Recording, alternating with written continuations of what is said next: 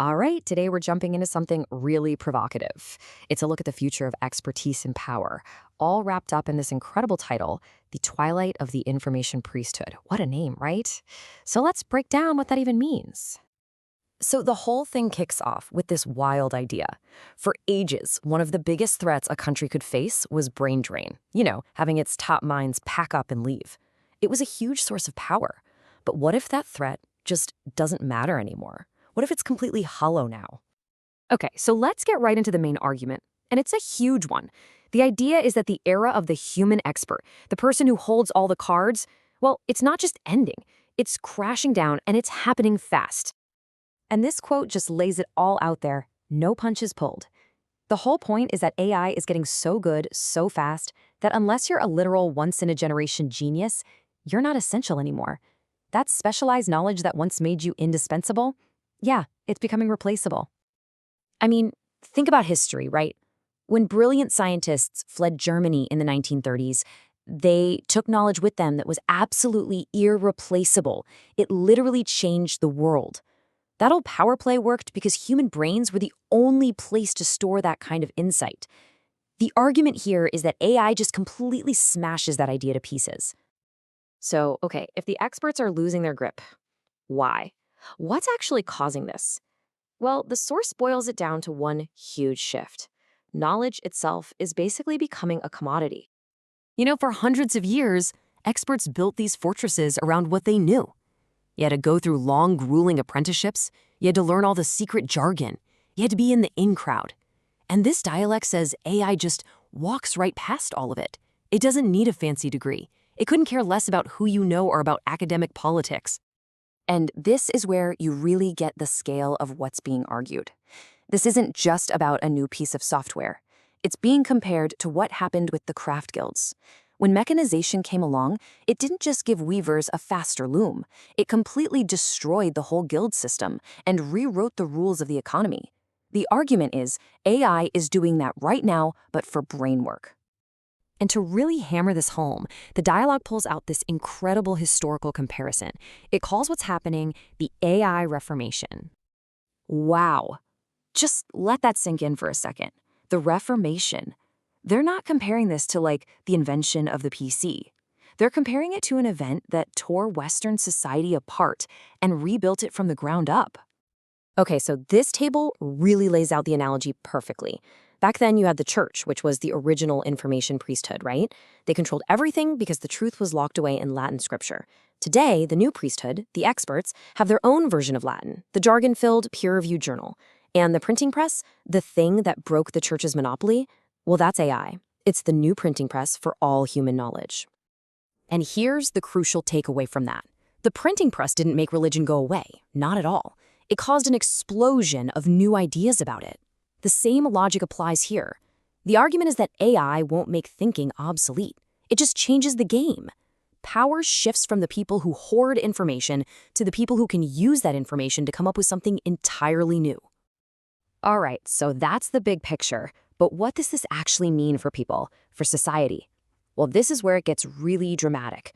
We're talking about a massive, and for some people, a really painful flip in the social order. So first, let's just make sure we're all on the same page with this term, information priesthood. Who are they? Basically, the modern creative class. Think scientists, top-tier academics, doctors, senior engineers, anyone whose power and paycheck comes from having very specialized knowledge that the rest of us just don't.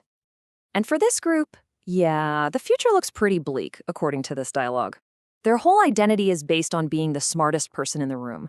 So what happens when a machine is infinitely smarter? It's a total existential crisis. The text suggests their choices either take up work they once looked down on or just live with a constant nagging feeling that they're totally irrelevant. And this really drives home the psychological impact, a narcissistic injury that's unprecedented.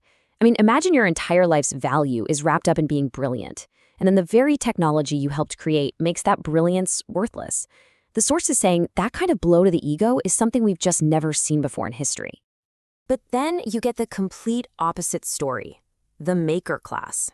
These are the people who actually build stuff with their hands, plumbers, welders, even engineers who love being in the workshop. For them, AI isn't a threat at all. It's the ultimate power tool.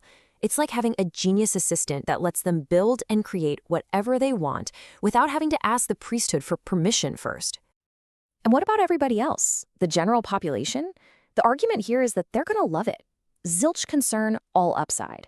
Just think about it. If you've ever struggled to get a doctor's appointment, or your kid's school is terrible, or you can't afford legal advice, an AI that solves all that instantly and for basically free, that's not a villain.